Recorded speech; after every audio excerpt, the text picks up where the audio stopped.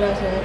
మాది మదనపల్లి మండలం కొత్తవారిపల్లి గ్రామం గాజువారిపల్లి. మా నాన్నకి రామసముద్రం మండలం సార్ గ్రామం మంచిపల్లిలో 2.5 ఎకరాల భూమి ఉంది సార్.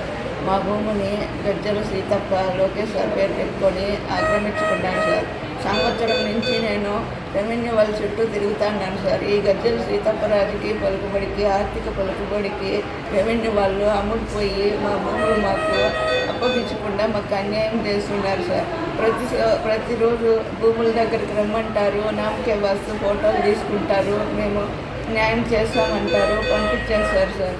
కానీ ఎమ్మెల్యే సార్ చెప్పినారు సార్, వాళ్ళ భూమి వాళ్ళకి ఇప్పించండి అయ్యా, వాళ్ళకి న్యాయం చేయండి, ఆడబిడ్డ కొట్టద్దండి అని ఎమ్మెల్యే సార్ చెప్పినప్పటికి కూడా ఎంఆర్ఓ సార్ స్పందించడం లేదు సార్.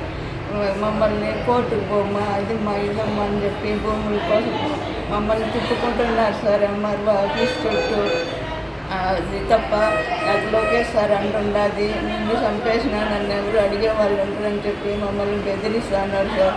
ఈ సర్వేయర్ బాలాజీ సార్ అయితే మేము ప్రజా సమస్యల పరిష్కార వేదికలో కంప్లైంట్ పెట్టుకొని ఉంటే మాకు చెప్పకుండానే మా కంప్లైంట్ నిరాకరించినామని చెప్పి రాసి పంపించేసినారు సార్. విఆర్ఓ మేడం అయితే కలెక్టర్ గారికి సరైన డాక్యుమెంట్లు లేవని చెప్పి కంప్లైంట్ క్లోజ్ చేసింది సార్. మాకు పక్కా రిజిస్టర్ డాక్యుమెంట్లు ఉన్నాయి సార్, పాస్బుక్లు ఉన్నాయి, 1Bలు ఉన్నాయి. రాజకీయ నాయకుల పేర్లు చెప్పుకొని మమ్మల్ని బెదిరించి మా భూముల్ని లాక్కుంటా అన్నారు సార్. దయచేసి మాకు న్యాయం చేయండి సార్.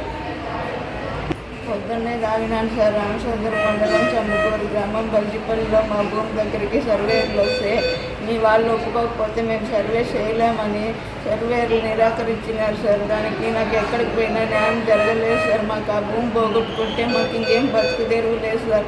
ఆ భూమి పోగొట్టుకుంటే మాకు సాగు తప్ప ఇంకేం దిక్కు లేదు సార్. అడక తినలేదు సార్. అడక తిని బతకడం కంటే చచ్చిపోవడం మేలు అని చెప్పి నేను